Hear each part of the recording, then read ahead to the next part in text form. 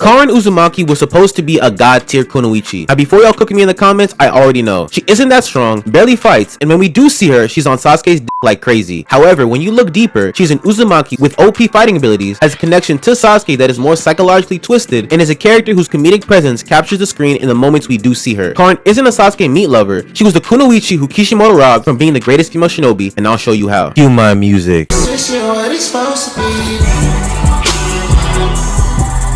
On the highway and I'm thinking that I love her.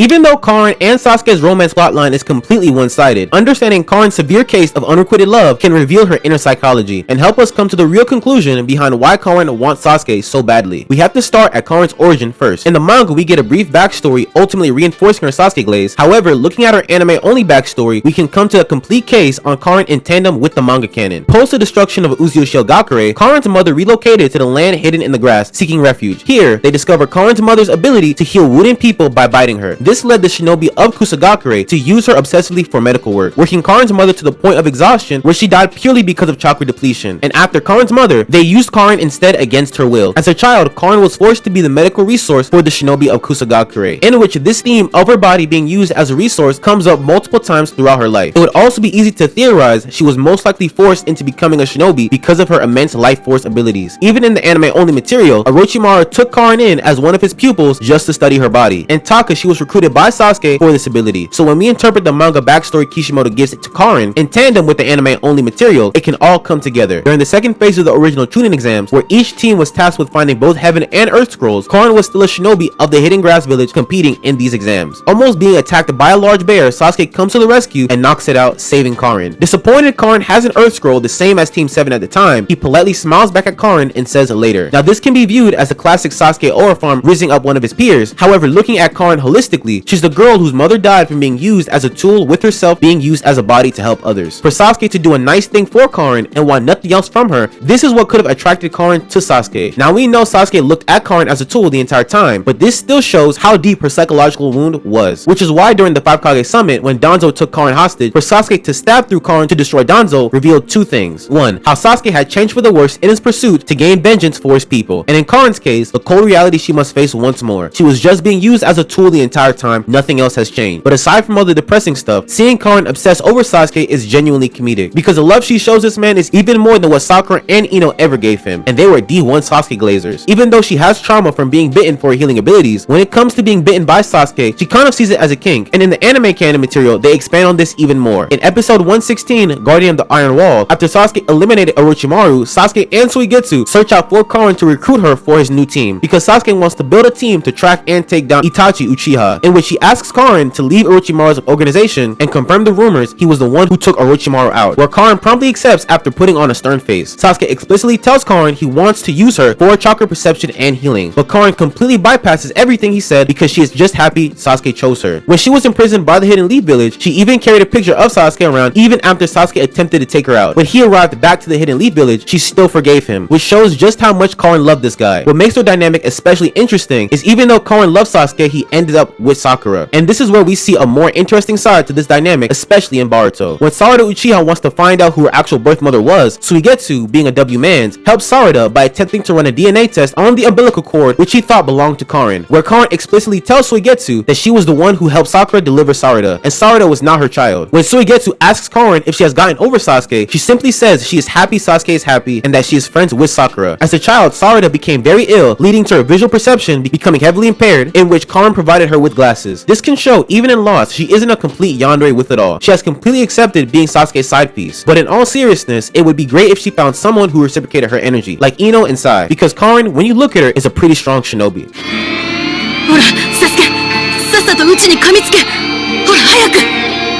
ああ。Although we don't see much of Karin other than being a Sasuke glazer, she surprisingly has one of the most OP abilities as a shinobi. We have to talk about how she is the only pure-blooded member of the Uzumaki clan that we see in depth on the battlefield. And to fully understand the weight of this hereditary advantage, we must understand how cold the Uzumaki clan actually was. For starters, they are the closest blood relatives to the Senju clan, a clan that was greatly feared by the shinobi world, and whose members make up 3 out of the 7 Hokages in Konoha. Hashirama, arguably the strongest shinobi to ever live, and who helped build Konohagakure with Madara. Tobirama, the one to come up with the forbidden shadow clone jutsu, and Tsunade, the greatest medical ninjutsu user to ever exist. So for the Uzumaki clan to be the distant cousin to this legendary clan, it's like being related to a Viltrumite. And one of the hugest advantages the Uzumaki share that could potentially be stronger than the Senju clan is having immense life force and chakra reserve. Canonically, every Nine-Tails Jinchuriki we see in Naruto is an Uzumaki clan member, with Mito Uzumaki, the first Nine-Tails Jinchuriki we know of, who is also Hashirama's wife, Kushina Uzumaki, Naruto's mom, the 4th Hokage's wife, and Naruto Uzumaki, Mr. Oro himself. Also, we have to throw in Nagato Uzumaki, the man Madara chose to possess the Rinnegan eyes for him because of his high chakra reserves and life force, while being the leader of the Akatsuki. Not forgetting Kusagakure, the land where the Uzumaki is residing in. Out of respect, Konoha used the trademark Uzumaki whirlpool in the leaf symbol, and was destroyed during the Second Great Shinobi War out of fear other villages had of this clan. So to bring this all back to Karin Uzumaki, she's like a Zenin in JJK who has the 10 shadows technique and can use Mahoraga whenever she wants. But most importantly, when we see how she uses the Uzumaki traits in her route as a shinobi is what makes her even more OP.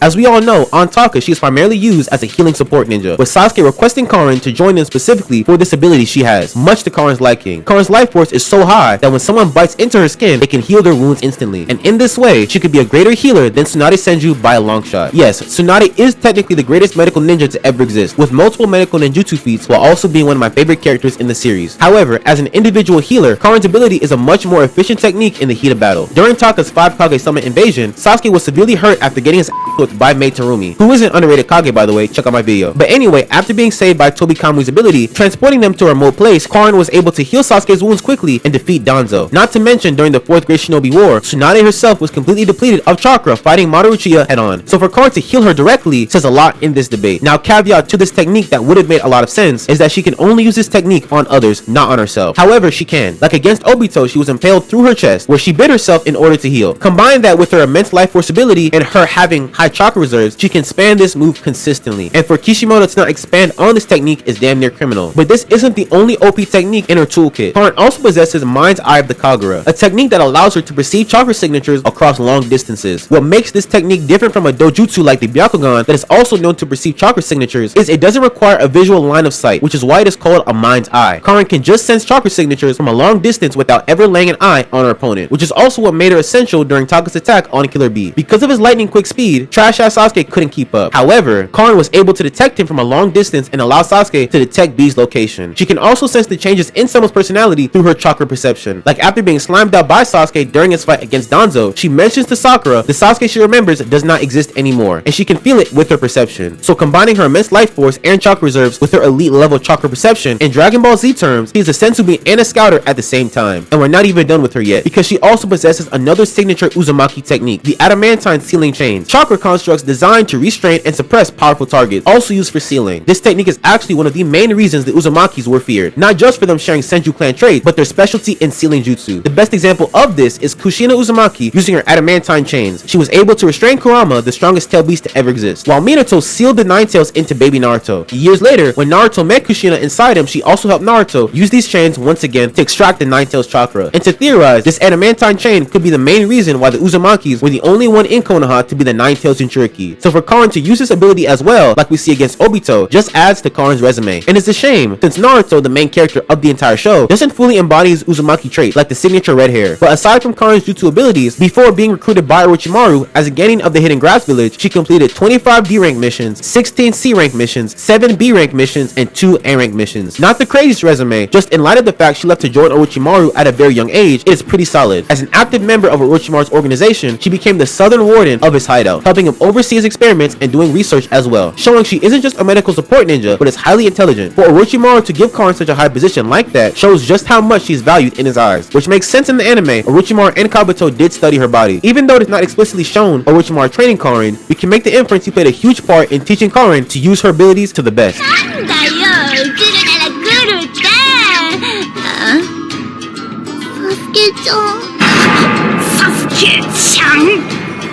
One thing about Karin that easily gets overlooked is outside of her fanboying over Sasuke, she's actually a multifaceted character. As we went over before, she did protest against Sasuke and Suigetsu letting the prisoners go, victims who were unfairly kept for the experiments of Orochimaru. So Karin being a part of this organization does show she wasn't a sweet and innocent girl, but it highlights her professionalism and loyalty to Orochimaru's organization, which is a virtue in and of itself. Looking at her relationship with the other members of Taka, we get more of who she actually is, especially with Suigetsu. Knowing Karin is in love with Sasuke, Suigetsu constantly teases her about it. Like when Karin entered Defiance to heal Tsunade, stated only Sasuke can bite her and be healed, in which Suigetsu reminds her that her bite marks existed before she even met Sasuke, confirming her crush on him. Suigetsu is also the more reckless one, and Karin is typically the more responsible one in Taka. Observing these two, they kind of resemble a brother and sister dynamic, with younger brother perpetually annoys the older sister, and Jugo is just in the middle of these two, like Switzerland. She does have an A-type personality, which I can't but help reference Kushina Uzumaki because she has the same thing. Even though Nagato is more docile and we do see much of Mito Uzumaki, the mere coincidence that Kushina and Karin have the same alpha female build might be more hereditary than anything, especially when we look at Naruto in part 1, because that little nigga was a problem. As a fun fact, in the data books, Karin's hobby is collecting perfume scents, and taking the kanji of the first part of Karin's name, Ka, it does mean perfume. This could be another example of the classic thematic device Kishimoto uses, embedding a core trait of the character into their names, like Naruto liking ramen or Anko liking sweets. But analyzing Karin overall, she can't help but take the screen. Not just for her personality, Karin is a kunoichi whose medical feats are almost unmatchable, has a deeper psychological wound than most would imagine, and is loyal to the people she cares about. At the end of the day, Karin is a shinobi who easily gets overlooked. However, with her instantaneous healing abilities combined with her perceptive mind's eye of the Kagura, while also being a part of the legendary Uzumaki clan, a case can be made for her being one of the best sensory ninja in Naruto. Her romantic desires with Sasuke stem deeper than just an innocent crush, but are a natural consequence of her emotionally damaging upbringing. As a member of Orochimaru's organization and of Taka, she was loyal to her comrades. What makes Karin great isn't her bloodline, broken feats, or surprisingly underappreciated backstory. It's how she uses all of these together to be one of the best support systems in Naruto for her friends and especially Sasuke. Simply said, Karin Uzumaki was supposed to be a god tier character, and Kishimoto simply robbed her of that luxury. But that's what I think. If you think differently, the same, or want to add more, comment down below. Right after, leave a like and subscribe. Once again, my name's AOI-KUN, and this was my synopsis.